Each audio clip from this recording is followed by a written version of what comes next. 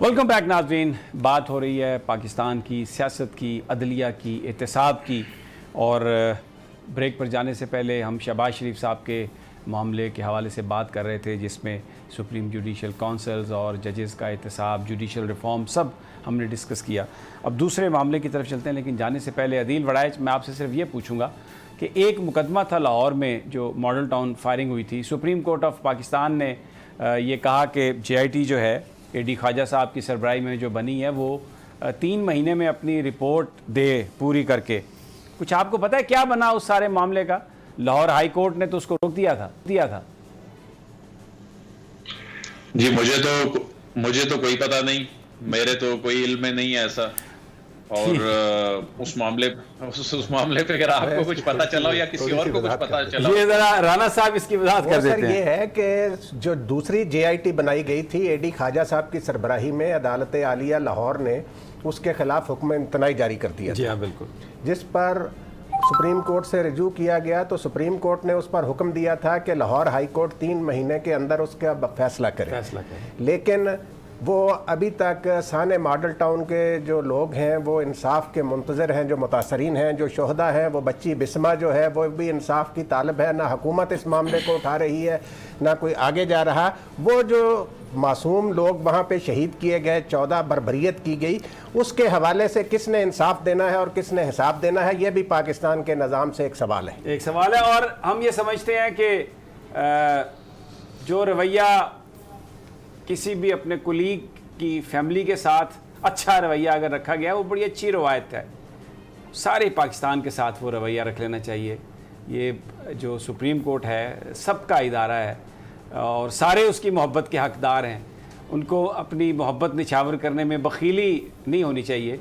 और सारे जो साइल हैं पाकिस्तान के वो ये तवक्को भी करते हैं और माशाल्लाह हमारी अदालतें इस बात की केपेबल भी हैं कि अगर वो उन सब से अच्छा सलूक करना चाहें, मोहब्बत का इजहार करना चाहें, तो इतने अच्छे जजेज़ हैं कि वो इस बात को, इसका अमली मुजाहरा भी कर सकते हैं। बहरहाल मैं ज़्यादा इस पर बात नहीं करता। अदील वड़ाइच साहब की मुझे पता है उनके जहनों में बड़ी शरारतें रहती हैं और वो चाहते हैं कि मैं उनसे बड़े सवाल करूं, लेकिन बिल्कुल नहीं, हरगिज़ नहीं।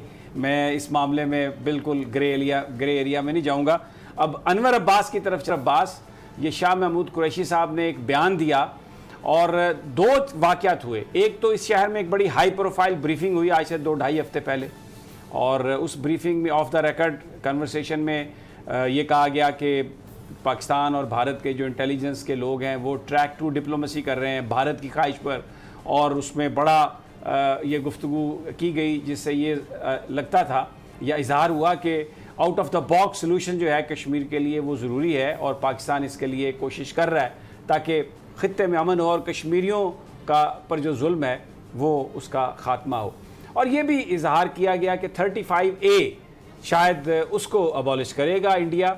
लेकिन इंडिया ने जो जेस्चर दिए, उन्होंने तो सरकार पाकिस्तान से कोई मदद भी एक्सेप्ट नहीं की, हालांकि लोग मर रहे हैं वहाँ पर।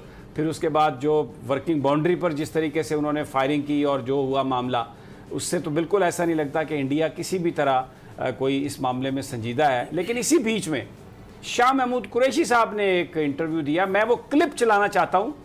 नदीम मलिक साहब हैं समा TV के, उनको उन्होंने इंटरव्यू दिया और आर्टिकल 370 यानी जो कश्मीर को स्पेशल स्टेटस था कि ये डिस्प्यूटेड टेरिटरी है, वो आर्टिकल इंडिया का 370 उसके तहत दिया गया था। और फिर दूसरा एक आर्टिकल था 35A कि क्योंकि स्पेशल स्टेटस है इसलिए जो वहाँ पर जो गैर कश्मीरी हैं वो जाके प्रॉपर्टी नहीं खरीद सकते, और इसका मकसद यह था कि कहीं वहाँ पर जो आबादी का बैलेंस है वो ख़राब ना हो जाए, मुसलमान जो हैं वो अक्सरियत की बजाय कहीं अक़लियत में ना तब्दील हो जाए। अब 370 के हवाले से शाह महमूद कुरैशी साहब ने क्या कहा, ज़रा सुन लें।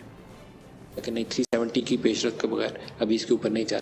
देखिए 370 मेरी नज़र में वो अहमियत नहीं रखता। तो अहमियत क्या रखता है? 35A 35 है।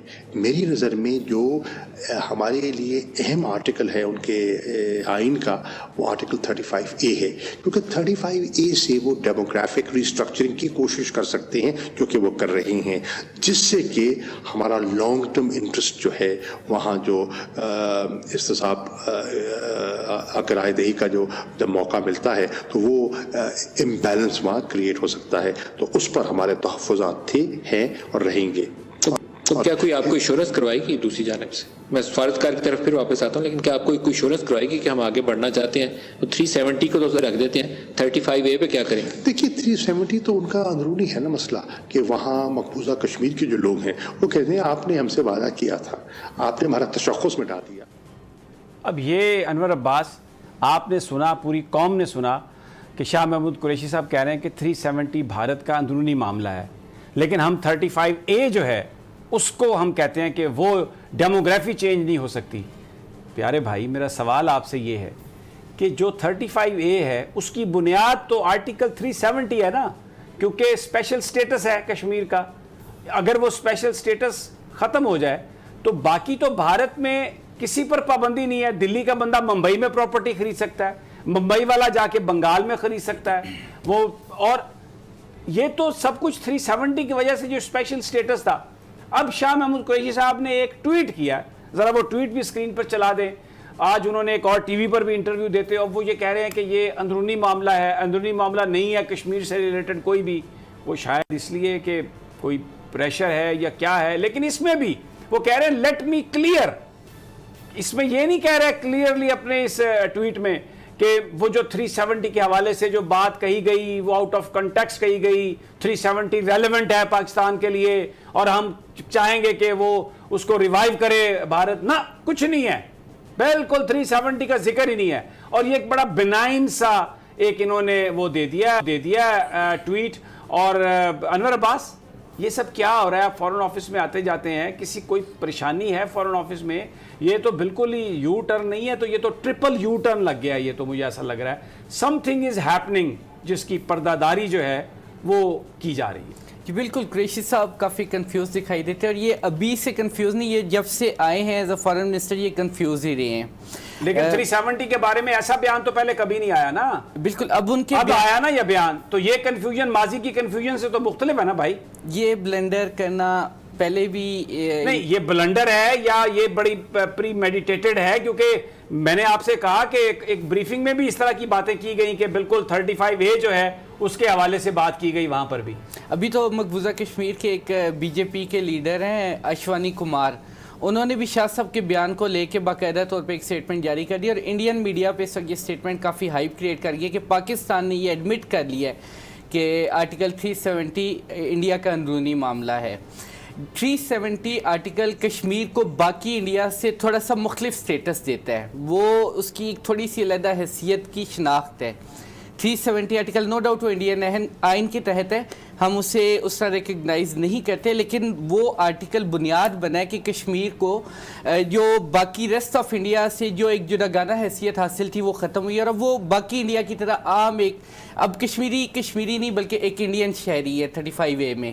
35A ختم ہونے کی بنیادی 370 آرٹیکل کا abolish ہونا ہے. اور قریشی صاحب نے جو سٹیٹمنٹ دی ہے کہ یہ انڈین آئین کے انڈیا کے، انہوں نے کہا کہ انڈیا کا اندرونی معاملہ ہے 370 بیس ہے جس پر چل کے انڈیا نے 35A کو امپوز کیا کشمیر میں.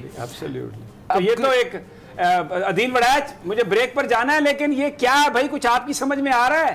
آپ فورن آفس بھی بڑا جاتے ہیں.